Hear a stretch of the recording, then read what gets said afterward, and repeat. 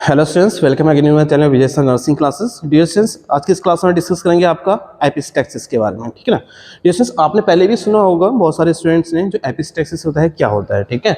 तो फर्स्टली हम देखते हैं आपका इसके डेफिनेशन के बारे में। Epistaxis refers to nose bleed और हैमरेज फ्रॉम द नोज, ठीक है। जब भी किसी पेशेंट या कोई पर्सन के नोज से आपका ब्लीडिंग होना स्टार्ट हो जाता है उसे हम एपिस्टैक्सिस बोलते हैं, ठीक है। इसके अलावा जो हमारा ब्लीडिंग होता है इसको आपका हेमरेज भी नॉर्मली बोलते हैं। It is caused by rupture of distended vessels in the mucous membrane of the nose. और डियर जो आपका एपिस्टैक्सिस है कैसे डेवलप हो सकता है इसके बारे में देखते हैं हम। डियर जो हमारा नोज होता है इसमें हमारे कुछ म्यूकस मेम्ब्रेन्स होती हैं, ठीक है। और जो म्यूकस मेम्ब्रेन होती है उसमें आपके कुछ डिस्टेंडेड वेसल्स होती हैं, ब्लड वेसल्स रहती हैं। जब ये आपकी वेसल्स आपका डैमेज हो जाता है या रप्चर हो जाता है, ठीक है, तो उसके द्वारा क्या होगा, आपका एपिस्टैक्सिस डेवलप हो सकता है, ठीक। नेक्स्ट हम देखते हैं आपका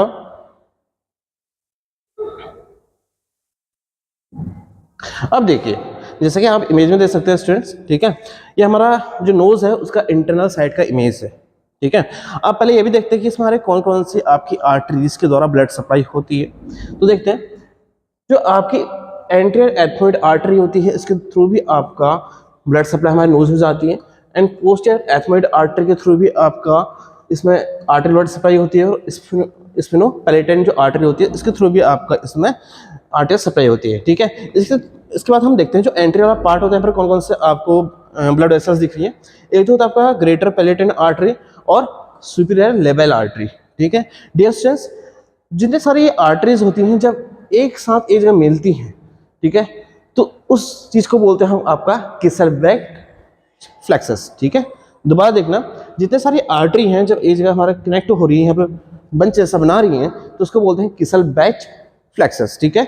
तो क्या होता है, इसमें जब भी हमारा नोज ब्लीडिंग होता है तो इनमें आपके क्या होता है, डैमेज हो जाता है, डिस्टेंस हो जाता है, ठीक, जिसके थ्रू आपका क्या होता है, नोज ब्लीड होना स्टार्ट हो जाता है, ठीक। नेक्स्ट हम बात करते हैं आपका टाइप्स के बारे में, ठीक है। डियर जो आपका एपिस्टैक्सिस होता है इसको 2 पार्ट्स में डिवाइड किया गया है, ठीक है। तो फर्स्ट जो टाइप है वो आपका है एंटीरियर एपिस्टैक्सिस, सेकंड आता है आपका पोस्टीरियर एपिस्टैक्सिस, ठीक है। फर्स्ट हम बात करते हैं एंटीरियर के बारे में। It is most commonly originates in the anterior portion of the nasal cavity.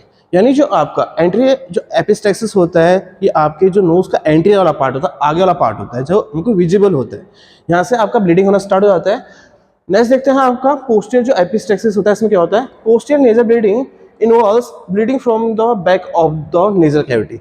यानी जो आपका नेजोफेरिंक्स होता है, यानी आपका जो नोज का एंड वाला पार्ट होता है, वहां से क्या होगा, इसमें आपका ब्लीडिंग होना स्टार्ट हो जाएगा, ठीक है।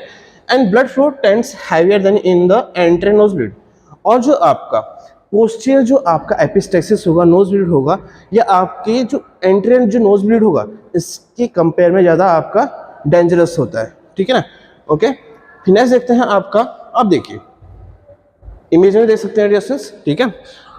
जो येला पार्ट है, ठीक है, ये क्या है आपका एंटीरियर एपिस्टैक्सिस। यानी जो एंटीरियर पार्ट होता है वहां से जब भी आपका ब्लीड होगा तो उसको बोलते हैं आपका एंटीरियर एपिस्टैक्सिस। और मैंने बताया था यहाँ पर जो आपका बंस टाइप का बनता है इसको बोलते हैं आपका किसलबैक फ्लेक्सस, ठीक है। तो इसमें क्या होगा, आपका डैमेज होगा तो नोज ब्लीडिंग होना स्टार्ट हो जाएगा। अब हम पोस्टीरियर पार्ट में देखते हैं, मैंने अभी आपका बात की थी कौन कौन से आपके आर्टरीज के थ्रू ब्लड सप्लाई होता है, ठीक। अब देखो जो बैक साइड वाला देखिए, यहाँ पर को मैंने बताया था आपका इसमें आपका स्फिनोपैलेटिन आर्टरी भी होती है, ठीक है ना। तो ये क्या होता है, ये पोस्टीरियर पार्ट होता है, जब इसमें डैमेज होगा तो क्या होगा, आपका बैक साइड से ब्लीडिंग होना स्टार्ट हो जाएगा, ठीक। अब पहले देखते हैं आपका जो एंटीरियर होता है क्या होता है, मोर कॉमन होता है। ये मोस्टली आपका जो नॉर्मल पीपल होते हैं, जो आपका नोज ब्लीड होता है एनी कॉज, तो आपका एंटीरियर फर्स्ट देखा जाता है, ठीक है। अगर in children and young adults, यानी जो आपके बच्चे होते हैं और जो यंग अडल्ट होते हैं उसमें आपका एंटीरियर टाइप का एपिस्टैक्सिस देखने को मिलता है, usually due to mucosal dryness, ठीक है।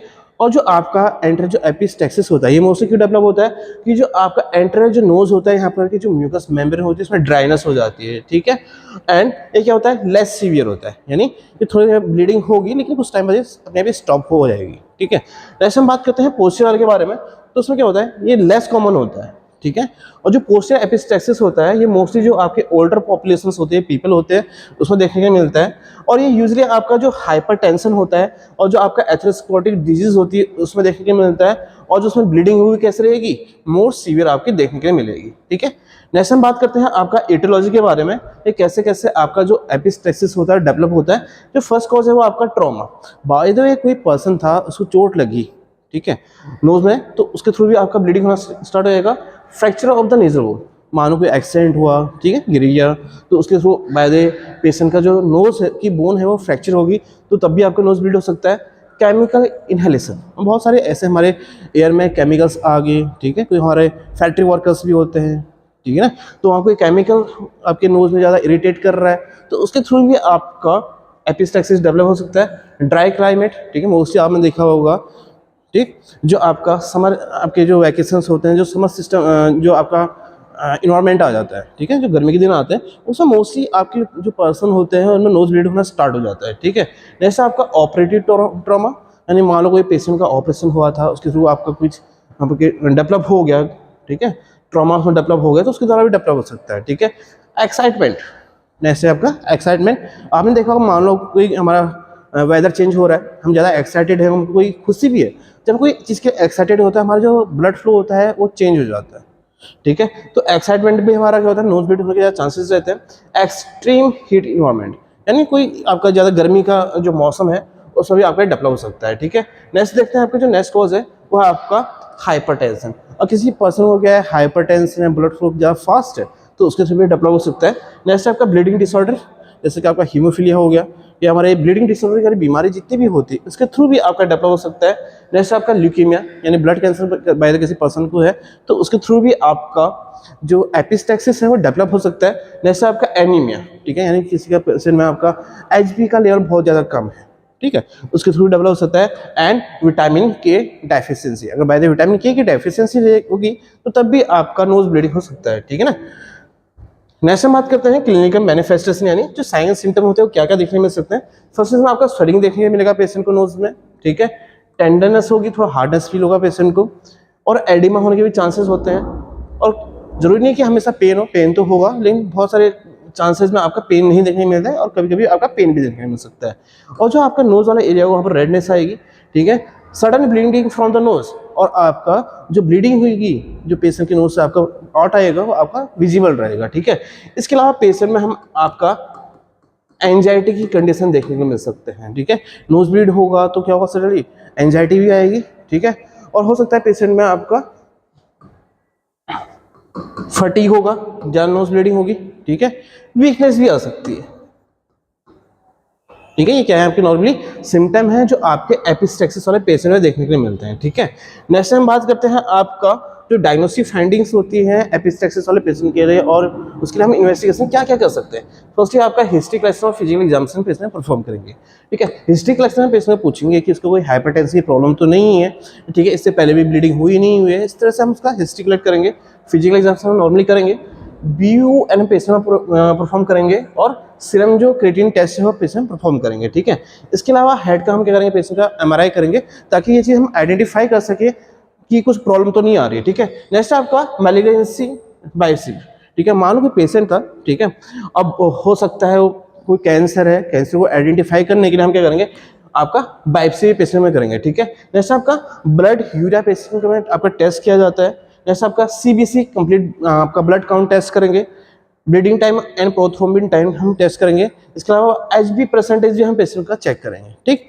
इसके बाद है हमारा प्लेन नेजल और साइनस एक्सरे, ये हम परफॉर्म करेंगे। And CT scan may be done if foreign body or tumour and sinusitis is suspected, ठीक है। यानी अब बाय द कोई पेशेंट है, उसके नोज में या कोई एरिया में आपको फॉरेन बॉडी आपका एंटर हो गया है, या ट्यूमर है, या साइनसाइटिस है, इस चीज़ को आइडेंटिफाई करने के लिए हम क्या करेंगे, CT स्कैन भी पेशेंट परफॉर्म कर सकते हैं, ठीक। नेक्स्ट हम बात करते हैं आपका कॉम्प्लिकेशंस के बारे में, यानी बाय द कोई पेशेंट है, उसको एपिस्टेक्सिस हो रहा था, तो को ट्रीट नहीं किया गया, ब्लीडिंग नहीं रुकी, तो क्या होगा, कौन कौन से हमारे कॉम्प्लिकेशन देखने को मिल सकते हैं। फर्स्टली पेशेंट में आपका हेमरेजिक शॉक देखने को मिल सकता है, ठीक है। नेक्स्ट आपका सेप्टिक शॉक की कंडीशन पेशेंट में देखने को मिल सकती है। साइनसाइटिस पेशेंट में डेवलप हो सकता है, ठीक है। एंड सेप्टल प्रेशर नेक्रोसिस की कंडीशन दे सकती है। एपिफोरा भी हमका देखने को मिल सकता है पेशेंट में, और हाइपोक्सिया की कंडीशन भी देखने को मिल सकती है, ठीक है, ओके। अब जो हाइपोक्सिया की कंडीशन है क्यों देखने की मिलेगी, क्यों, क्योंकि from impaired nasal air movement, कि जो आपका नोज है वहाँ पर जो आपका एयर है वो प्रॉपर्ली उसका मूवमेंट नहीं हो पाएगा, यानी जो आगे सेल्स होती है हमारी नोज की, टिश्यूज होते हैं, उसको प्रॉपर अमाउंट में हमारा ऑक्सीजनेटेड ब्लड नहीं मिलेगा तो क्या होगा, तो वहाँ के सेल्स और टिश्यू में भी आपको प्रॉब्लम आना स्टार्ट हो जाएगा। ठीक है, नेक्स्ट हम बात करते हैं जो एपिस्टेक्सिस है उसका मैनेजमेंट के बारे में, यानी कौन कौन से हम ट्रीटमेंट हम परफॉर्म कर सकते हैं। फर्स्ट है आपका provide upright position to the patient to promote vasoconstriction in the nasal mucosa membrane. ठीक है, यानी जो पेशेंट होता है उसको हमेशा अपराइट पोजीशन में हमको रहने के लिए बोलना है। ठीक है, ताकि जो आपका जो नेजल म्यूकोसा जो मेम्ब्रेन होती है वहाँ पर जो वेजोकॉन्स्ट्रिक्शन है वो डेवलप हो, और आपका वेजोकॉन्स्ट्रिक्शन होगा तो क्या होगा, आपका ब्लीडिंग का कम होना स्टार्ट हो जाएगा। ठीक है, फर्स्ट आपका नेक्स्ट आप देखते हैं, with entry bleeds the patient is instructed to compress the soft part of the nose with index finger and thumb for 5 to 30 minutes to maintain pressure on the nasal septum। ठीक है, मान लो जो patient है उसका आपका entry nose bleed हो रहा है, ठीक है, तो ऐसे पेशेंट को हमको इंस्ट्रक्ट करना है कि जो आपका नोज का जो सॉफ्ट फ्लैप वाला पार्ट होता है, ठीक है, उसको हम इंडेक्स फिंगर और जो थंब है इससे हमको 5 से 10 मिनट तक होल्ड करके रखना है, ताकि जो आपका नेजल सेप्टम में जो आपका प्रेशर है उसको हम क्या कर सके, मेंटेन कर सके। ठीक है, जब ये चीज़ मेंटेन होगा तो हमारा जो नोज ब्लीड होगा वो आपका थोड़ा कम हो जाएगा। ठीक है, जैसा कि इमेज में देख सकते हैं, मान लो किसी को हमारा एंट्री नोज ब्लीड होता है, ठीक है, तो हमको कैसी पोजीशन में रहना चाहिए। ठीक है ना, बहुत सारे हम लोग क्या करते हैं, जब भी नोज ब्लीड होता है तो हम जो हमारा चिन होता है उसको अप करते हैं नोज कंप्रेस करके, तो वो कभी नहीं करना है, और चीज़ करेंगे तो हमको और प्रॉब्लम हो सकती है। जब भी क्या देखो, यार जो आपका पोजीशन है, ठीक है ना, तो ये क्या है आपका, ये रॉन्ग पोजीशन है। जब भी इसको नोज ब्लीड होता है तो उस तरह से होल्ड नहीं करना है। ठीक है, तो कैसे करना है, आपका हेड को टिल्ट करना है और उसको क्या करना है, चिन को डाउन नहीं रखना है। ठीक है, चिन अप नहीं करना है। ठीक है, ऐसे उसको आपको 5 to 10 मिनट के लिए होल्ड करेंगे, ताकि जो ब्लड वेसल्स है वो कंप्रेस रहे। ठीक है, और जो प्रेशर है वो भी मेंटेन हो जाए। ये चीज़ हमारा मेंटेन होगा तो आपका जो नोज ब्लीड था वो आपका स्टॉप हो जाएगा। ठीक, अब नेक्स्ट है आपका एंटीरियर नेजल पैकिंग।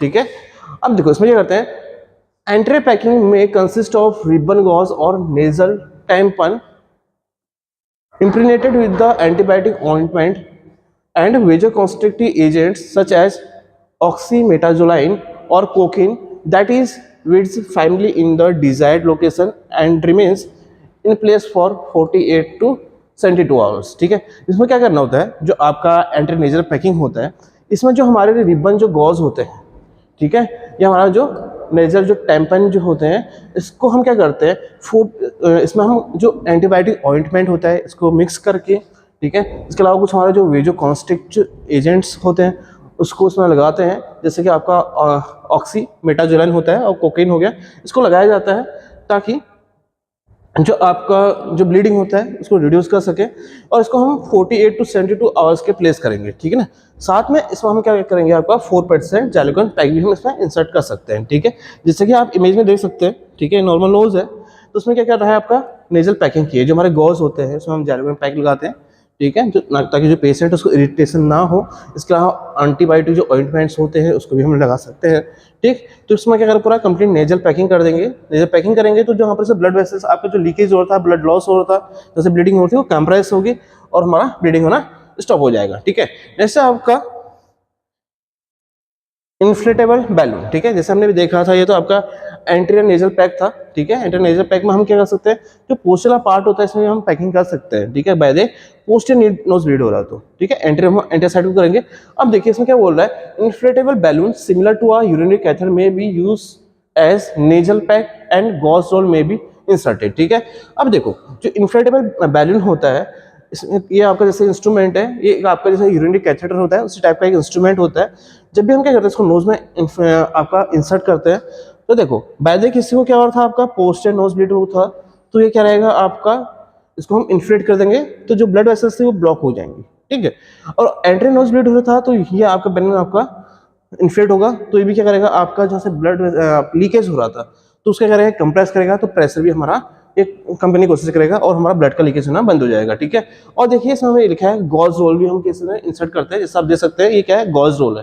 ठीक, तो इसमें हम अच्छे पैक कर देंगे ताकि जो हमारे ब्लड वेसल्स जहाँ से लीकेज हो रहा था उसमें उसको ये कंप्रेस करे और आपका ब्लीडिंग कम होने लगे। ठीक है, नेक्स्ट है आपका द ब्लड वेसल्स में बी कॉटराइज, ठीक है ना। जो आपका इंस्ट्रूमेंट है देख सकते हैं, ये क्या है आपका डिस्पोजेबल कॉटरी, एक पेंसिल होती है, ठीक है। अब देखो द ब्लड वेसल्स में बी कॉटराइज्ड, इसमें क्या करते हैं, इस इंस्ट्रूमेंट की हेल्प से जहाँ से ब्लीडिंग हो रही होती है उसको क्या करते हैं, कॉटराइज करते हैं, जिससे क्या होगा, वहाँ पर आपका कॉन्स्ट्रिक्शन होगा और आपका जो ब्लड का लीकेज होना होगा वो आपका स्टॉप हो जाएगा, ठीक। नेक्स्ट है आपका पेशेंट को हम विटामिन के हम पेशेंट प्रोवाइड करेंगे, ठीक है, क्योंकि डिएसएस क्या होता है, जो आपका विटामिन के होता है, ठीक है, ये आपका ब्लड क्लॉट करने में भी हेल्प करता है। मान लो कोई पेशेंट है उसमें आपका जो विटामिन के है इसकी कमी होगी तो क्या होगा, ब्लड लॉस होने के चांसेस रहते हैं। इसके अलावा हम पेशेंट को जो ट्रांएक्सामिक एसिड होता है, ठीक है, वो भी पेशेंट को प्रोवाइड कर सकते हैं, ठीक है। नेक्स्ट आपका antibiotic and sedatives also provided to patient, ये भी हम पेशेंट को प्रोवाइड करते हैं, एंड एंटीबैक्टीरियल ऑइंटमेंट भी हम पेशेंट को प्रोवाइड कर सकते हैं, ठीक। थैंक यू स्टूडेंट्स, बाकी हम मिलते हैं आपका नेक्स्ट क्लास में। Okay, bye.